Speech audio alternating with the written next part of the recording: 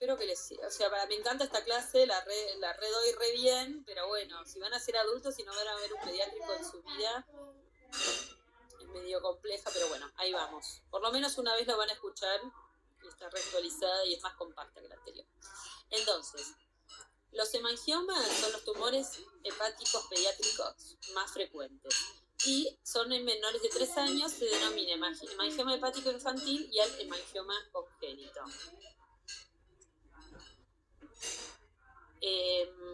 Bien, entonces, son tumores benignos del endotelio vascular.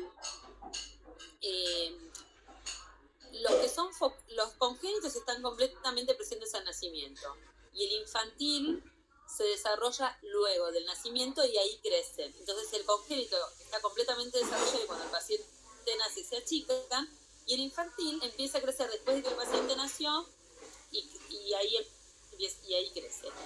Los congénitos son focales, o sea, es una lesión única. Y los infantiles son multifocales y difusos. O sea que si yo tengo en un recién nacido un único tumor vascular, es un hemangioma congénito. Ahora, si aparece entre la segunda y cuarta semana de vida o más adelante, que son más foquitos, se llaman infantiles. Y hay diferencias, por eso los hago tanto hincapié. Entonces, tiene un espectro clínico muy variado, y entonces es importante hacer el diagnóstico certero. Entonces, el hemangioma hepático, como dijimos, puede ser focal, que es el hemangioma congénito, ahí vemos una sola lesión, o RICH, porque es Rapid Involutive Congenital Hemangioma. Es hemangioma congénito rápidamente involutivo, se va solo. Y el multifocal, como en este caso, que hay múltiples lesiones, es el hemangioma infantil, o el difuso, como vemos en este caso, el hígado todo lleno de lesiones también forma parte del hemangioma infantil. Y la presentación clínica varía de un hallazgo incidental o pacientes con lesiones cutáneas, que ahora vamos a ver a cuál corresponde, o directamente complicaciones con riesgo de vida, ¿sí? Todo esto es de una clasificación de las anomalías vasculares que es de la ISVA, que es la internacional, la Asociación Internacional de Anomalías Vasculares, que es una asociación, la verdad, muy seria, que trabaja muy bien, donde están los tumores vasculares, que forman parte de las anomalías vasculares, y que divide a los hemangiomas en infantil y congénito, que incluye el rápido involutivo, el no involutivo o el que involuciona parcialmente. En el hígado, salvo un caso que lo perdimos porque no volvió más, todos son rápidamente involutivos. Hay uno que creemos que no es involutivo, pero bueno, en el hígado, por lo menos, a diferencia de lo que ocurre en la piel, son todos rápidamente involutivos. Los hemangiomas se estudiaron primero en la piel, entonces nos complementamos mucho con las dermatólogas. Y después se vio que en el hígado se comportan en general igual que en la piel. Entonces, el hemangioma congénito, como les decía, está completamente desarrollado al nacimiento, o sea, crece antes de que el bebé nazca, crece intraútero, y cuando lo vemos ya creció, alcanzó su pico. Entonces, cuando nace, se va, ese es el RICH, cuando nace se va a ir achicando. Entonces yo lo voy a ver lo más grande posible y después se va a achicar. En cambio, el infantil empieza a crecer cuando el bebé nace y se empieza a manifestar entre la segunda y cuarta semana de vida. Esto se ve más en la piel, porque nadie anda haciendo en una ecografía un bebé recién nacido a ver si le salió o no un hemangioma, ¿sí? Lo que nos pasa es que cuando los vemos en la piel, a veces en algunas circunstancias lo vamos a buscar al hígado. Y dicen, ay, pero yo le hice una ecografía recién nacido porque tenía dilatación del árbol urinario y no lo vi. No, porque aparece entre la segunda y cuarta semana, por eso no lo viste. Está bien, aparece más tarde. Entonces, el infantil aparece entre la segunda y cuarta semana de vida, crece rápidamente, muy rápidamente, hasta los 4 o 6 meses, donde hace una meseta, después crece más lento hasta el año y luego involuciona y puede tardar 3, 4 años, hasta 7 años. O sea que si a los 2 años no se fue del todo, no se tienen que asustar porque puede pasar más tiempo. Entonces, vamos a hablar primero del hemangioma congénito. Como dijimos, está completamente desarrollado al nacimiento y regresa en general antes de los 14 meses, ¿sí? Una cosa que es importante, que a ustedes no les va a interesar, pero no importa, a nosotros sí, los tumores muy grandes, al año ya están casi involucionados, pero es cuando nosotros notamos que empieza a involucionar y se vio tipo que a los 3 meses y medio, si uno lo mira cada 15 días o una vez por semana, con ecografía, Lo que nosotros notamos es que a los 3 meses y medio, los que son muy grandes, empieza a haber una reducción significativa del volumen. Y eso es importante para regular la ansiedad del paciente y de los médicos tratantes.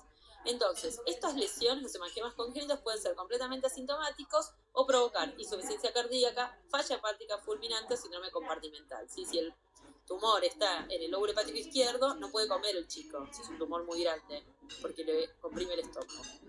Pero lo más importante es esto, la insuficiencia cardíaca. Como son lesiones muy vascularizadas, hacen que el corazón trabaje demasiado, aumenta mucho el gasto cardíaco y pueden hacer una falla cardíaca. Estas lesiones, los congénitos, no se asocian a lesiones cutáneas. Si bien hay hemangiomas congénitos, no se asocian, no va a tener el mismo paciente las dos. No tienen el LUT1, que es un receptor para la glucosa que está en la membrana celular de los hemangiomas infantiles, y no responden al propranolol. Entonces no hay que darles propranolol, hay que esperarlos que se achiquen solos. Y no dan síndromes de Casabat-Merritt, que es algo que se mencionó alguna vez, pero dan algún tipo de plaquetopenia, pero no síndrome de Casabat-Merritt, que es mucho más grave. Entonces, se ven así, son lesiones sólidas, pueden ser ecogénicas, ven desplaza la vena suprahepática, y cuando yo le pongo el Doppler, se incendia. Recontravascularizadas al examen Doppler. Y pueden asociarse a dilatación de venas suprahepáticas, pueden tener calcificaciones, y puede haber también un aumento de tamaño de la arteria hepática. Este es un ejemplo de un paciente que vimos cuando nació, y miren lo que pasó a los 8 meses, ya se fue achicando, ¿sí? Se achican solo sin ningún tratamiento. Este es un paciente muy grave, fíjense, 608 centímetros cúbicos tenía el tumor, paciente de 3 kilos, 608, de un tumor recontravascularizado, o sea que era... Sí, un sexto de su peso, pero en una lesión recontravascularizada se llevaba todo el gasto cardíaco. Este paciente llegó muy inestable, con alteración de la función hepática. Fíjense cómo después de que se originan el tronco celíaco, esa es la aorta en un corte longitudinal, columna vertebral, hígado superior, acá está el diafragma, están los pulmones, inferior, ¿sí? Anterior, posterior, superior, inferior. La aorta da el tronco celíaco y la mesentérica y después queda finita, porque todo el flujo se lo lleva el tumor. Bueno, este paciente, acá está, este es el caso completo, fíjense, recontravascularizado, tiene estos lagos venosos, lagos vasculares, más vascularizado en fase arterial. Bueno,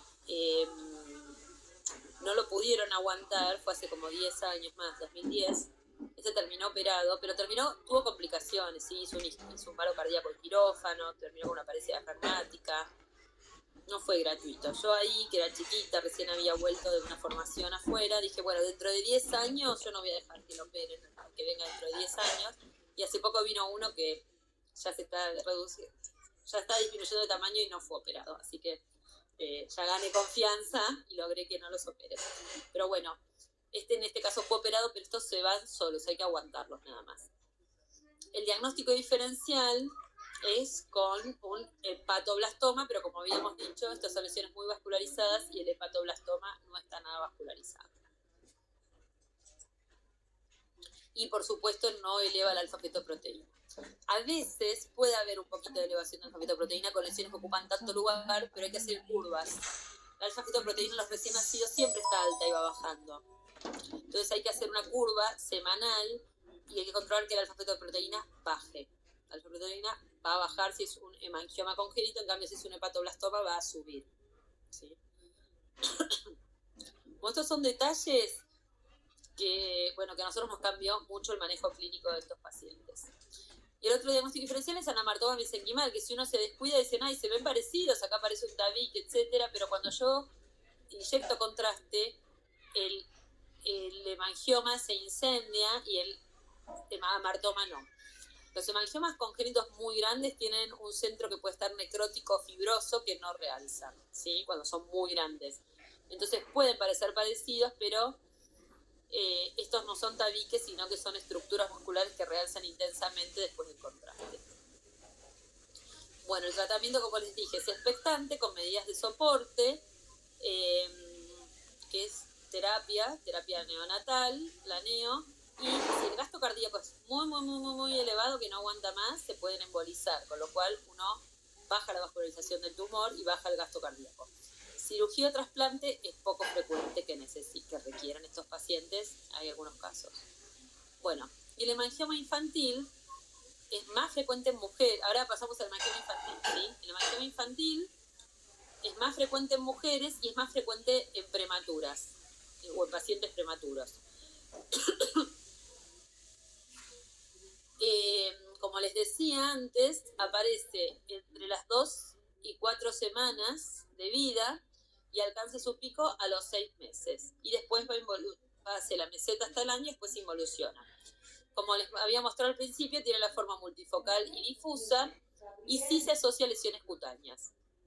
Entonces, cuando uno ve entre 3 y seguro más de 5 lesiones cutáneas en un paciente, es de buena práctica pedir una ecografía hepática a ver si tienen lesiones hepáticas o no. Estas lesiones sí van a ser FUT1 positivo, o sea que si yo las biopsio, que en el hígado no se biopsia nunca, pero si biopsiaron una lesión cutánea, voy a encontrar ese receptor para ese transportador de la glucosa, y sí responden al propranolol, y eso es muy importante, porque tenemos un tratamiento que es prácticamente inocuo. Antes se les daba corticoides, pero alrededor del 2008 se encontró que respondía al propranolol. Bueno, entonces, como se ven estas lesiones que pueden tener como una escarapela, así con un centro masivo ecogénico, o así como unas playas difusas. Acá hay un shunt entre la porta y la suprahepática, o estos como con algunas imágenes vasculares dentro de la lesión, o estas que son las formas difusas, donde casi no veo hígado sano entre las lesiones, y son lesiones muy sólidas, con nódulos hipoecogénicos. Se pueden asociar a dilataciones de las venas suprahepáticas y en general, si es la forma difusa, que es la más grave, aumento del gasto cardíaco con aumento de tamaño de la arteria hepática y con velocidades muy altas, mayor a 150 centímetros por segundo. Bueno, cuando la velocidad de la arteria está tan aumentada, el pronóstico es más reservado, ¿sí? Puede ser que esos pacientes evolucionen mal. La velocidad normal de la arteria es 40 centímetros cúbicos, o sea que la triplica. Bueno, muy bien.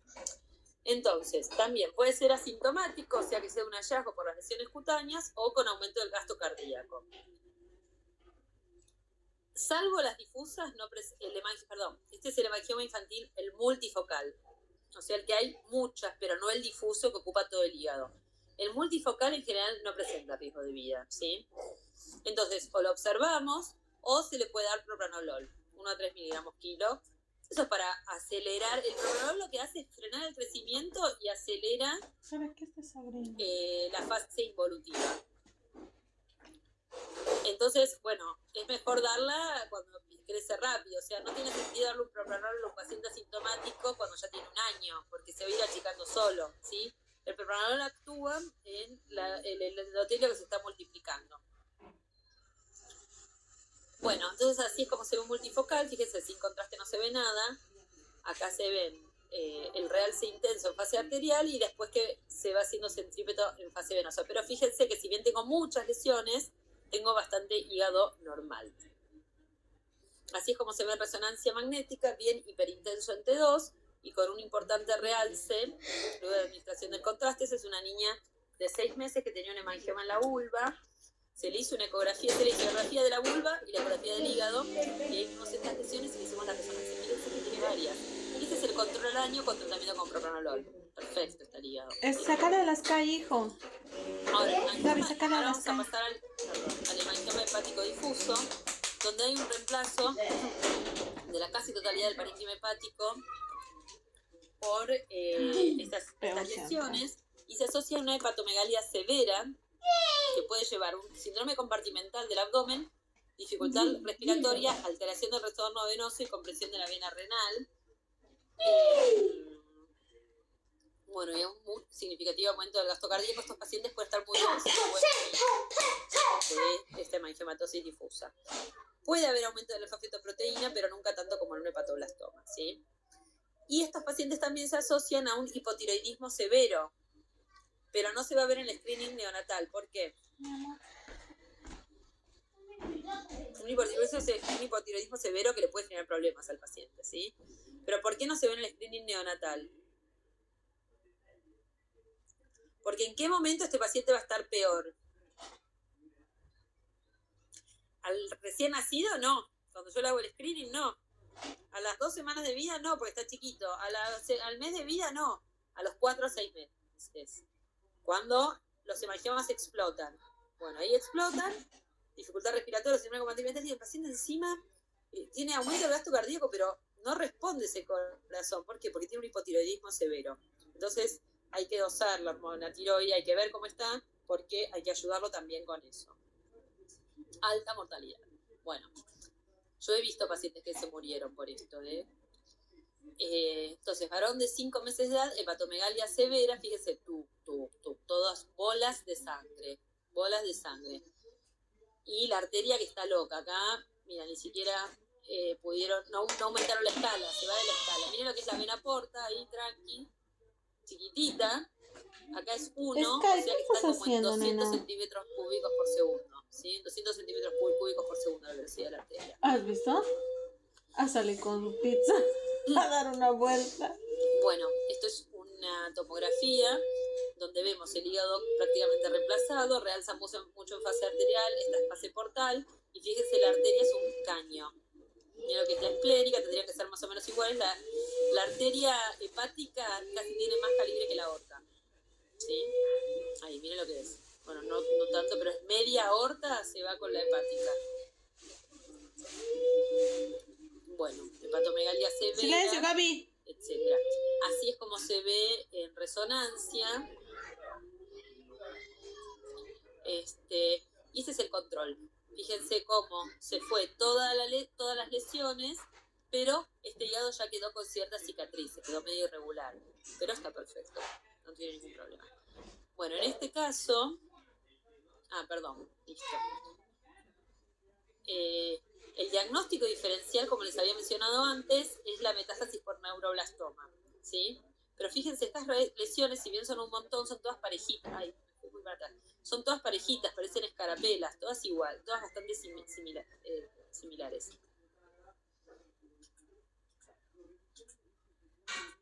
En cambio, las metástasis del hepatoblastoma ven que son todas heterogéneas, todas distintas. Es distinta la lesión. Bueno, y acá en este caso encima está el hepatoblastoma. Pero bueno, no siempre es fácil. En este paciente nos costó hacer el diagnóstico. Primero porque a mí me encantan las dos lesiones me encantan. Ahora quiero mucho también al neuroblastoma, pero en su momento mi corazón estaba con los hemangiomas. Entonces yo quería que sea un hemangioma y le daba vueltas para que sea. Digo, bueno, debe ser una calcificación del hemangioma. Y no, bueno, era y lo que pasa es que era muy importante también las metástasis que tenía, ¿no? Pero realmente tenía esta lesión que estaba calcificada, que restringía, o sea, no. Pero ven, la arteria hepática también estaba grande. No fue tan sencillo el diagnóstico. Creo que hasta el final hicimos también una tomografía, o sea, tuvo todo porque no nos terminaba de convencer. Es el diagnóstico diferencial. Bueno, y solo para comentarles, ya se los había comentado, este paciente tenía indicación de trasplante hepático en otro centro, ¿sí? Vino por una segunda consulta y lo iban a trasplantar. Y nada, le dijimos, no, esto es una hemangiomatosis, no se trasplanta, le tienen que dar propranolol. Y bueno, le dio propranolol y así quedó. Así que se salvó del trasplante.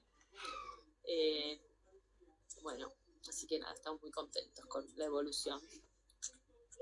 Entonces, ¿cuál es el tratamiento del hemangioma infantil hepático difuso? Una farmacoterapia agresiva, propranolol, 1 a 3 miligramos kilo, no, empezamos con 3 miligramos kilo.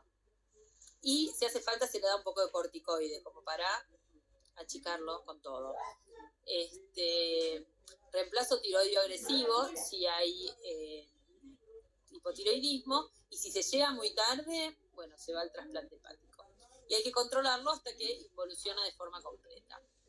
Entonces, como para resumir, hemangioma congénito e infantil. El periodo de proliferación del congénito intraútero, entonces lo tenemos completamente desarrollado al nacimiento.